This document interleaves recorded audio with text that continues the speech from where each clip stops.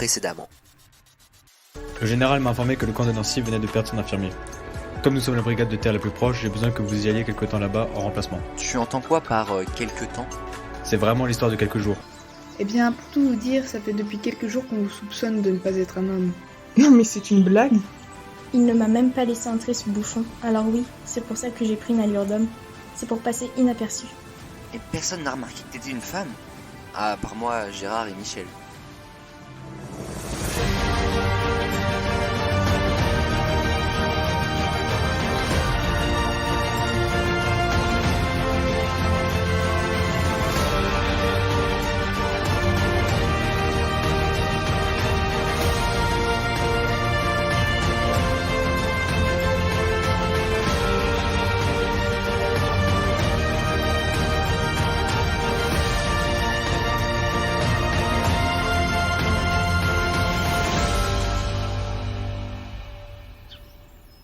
Bonjour à tous, j'espère que vous êtes en forme malgré l'orage de cette nuit.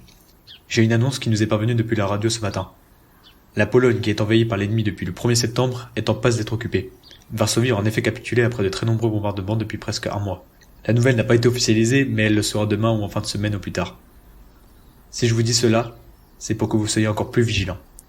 Les Boches en ont fini avec nos alliés, et c'est une très mauvaise nouvelle pour nous. Maintenant, il va falloir rester sur le qui-vive encore plus qu'avant. Voilà pour les nouvelles du jour. Nous concernant, aujourd'hui, on va travailler sur l'armement, parce que je suis pas sûr que vous soyez tous au point. Mais bon, comme tous les matins, petite course quotidienne, on n'y échappe pas. Vous allez jusqu'à la cathédrale Saint-Étienne de Metz, et vous revenez tout simplement. Allez, on y va. Oh, j'oubliais, soldat Lefebvre, vous êtes attendu à l'infirmerie. Michel veut vous voir, donc dès que vous avez fini avec elle, vous nous rejoignez sur le trajet.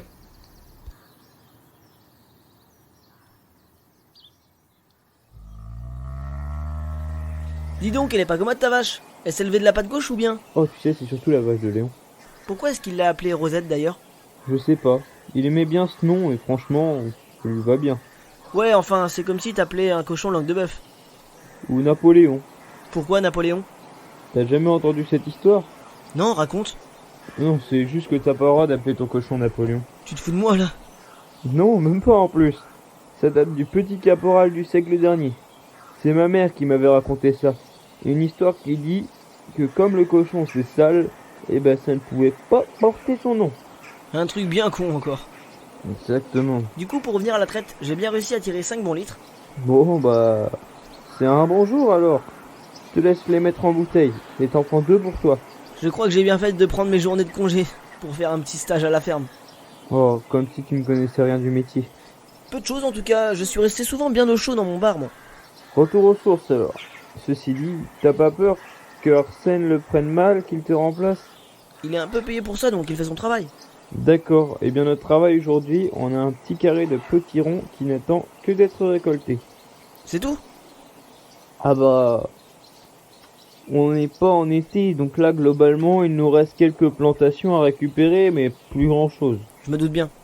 Allez, tout ça va pas se ramasser tout seul, on y va. Je te suis. Au niveau des yeux, c'est bon. T'as visiblement aucun mal à voir les couleurs et me dire les lettres que tu voyais. Je peux y aller ? Non, j'ai pas encore fini. On va passer aux évaluations de l'audition. Je sais que vous faites ça pour mon bien, mais j'ai déjà fait tous ces tests et puis je prends du retard sur ma journée là. Je comprends votre impatience, mais je dois les effectuer maintenant, ces examens. C'est pas juste pour vous faire chier. Pourtant c'est bien limité. Vous m'en voulez encore de ce qui s'est passé ces derniers jours ?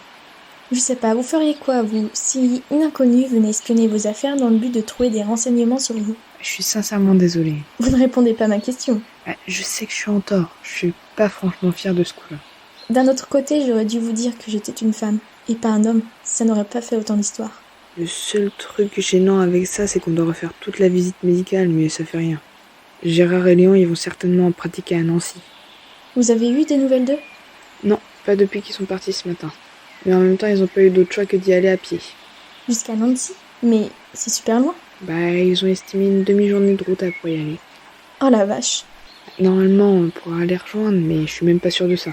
De toute façon, ils ne devraient pas rester trop longtemps là-bas, non ? Ça dépend de quand arrivera la nouvelle personne en charge de l'infirmerie de Nancy. J'espère qu'ils vont revenir vite. Ouais, moi aussi. Même s'ils foutent pas grand-chose, il me manque déjà. C'est vrai.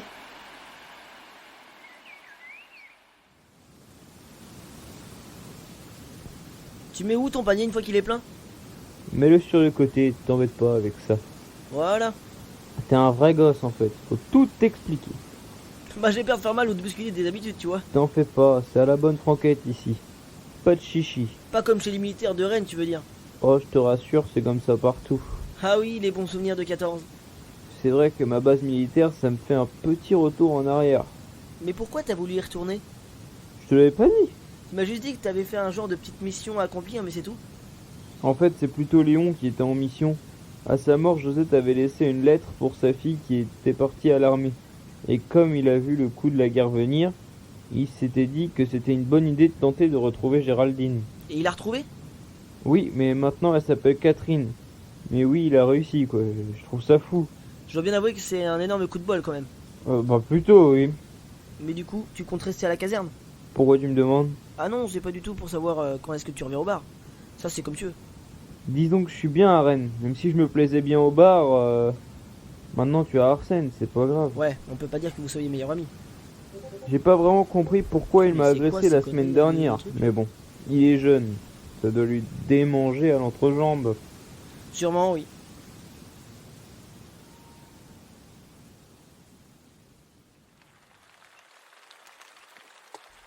Alors, maintenant que je vous ai listé les noms des artilleries ici présentes, qui est capable de me le redire de tête? Moi, mon colonel. Soldat marchand, nous vous écoutons avec attention. Alors, à gauche, c'est un fusil Berthier de 1892. Celui-ci, c'est un M16. Il est très utilisé au combat de terre. À côté, on a un Lebel de 86. Et c'est un M27. Comme celui qui lui précède, c'est un fusil. Très juste. Sur la troisième table, que voyez-vous? Un mortier léger de 1935. Entre autres, modèle datant d'un peu avant. Exact. Il est impératif de bien connaître ces armes. C'est absolument essentiel de savoir ce que vous utilisez pour comprendre comment l'utiliser. Le but est d'être rapide, mais sans se précipiter bien sûr. On vous demande d'être le plus efficace possible en à peine quelques fractions de secondes avant de réarmer votre geste et votre matériel. Ce que je vous propose, c'est que vous vous mettiez par binôme pour avancer au mieux dans vos réflexions à chacun. Gaston! Viens là! Non, je crois pas. Viens, on se met ensemble. En binôme, quoi. Mais je te dis non, t'es sûr ou quoi? Oh, mais pourquoi tu veux pas? Parce que j'ai pas envie de bosser avec toi, c'est tout. C'est dommage, je suis quelqu'un de très charismatique pourtant. Et plutôt pas mal aussi. Je m'en fous, tais-toi et laisse-moi. Ça ne t'intéresse pas que je sois bel homme? Mais ta gueule! Je ne te conseille de ne pas prendre ce ton avec moi. Ah ouais, sinon quoi? Sinon, rien, chère Marthe. De quoi tu parles? Arrête de jouer à la conne. J'ai entendu ta discussion, pas très discrète, avec l'infirmière ce matin. J'étais bien foutu de notre gueule, espèce de conne. C'est impossible, je crois pas. Pourtant, tu es bien Marthe Lefebvre, au fond. Tais-toi, tais-toi! Je sais que j'ai raison. De toute façon, on va faire un marché. On se met en équipe, et je garde ton secret bien au chaud. Ah, je suis content que tu le prennes comme ça, mon Gaston. On va bien s'amuser ensemble.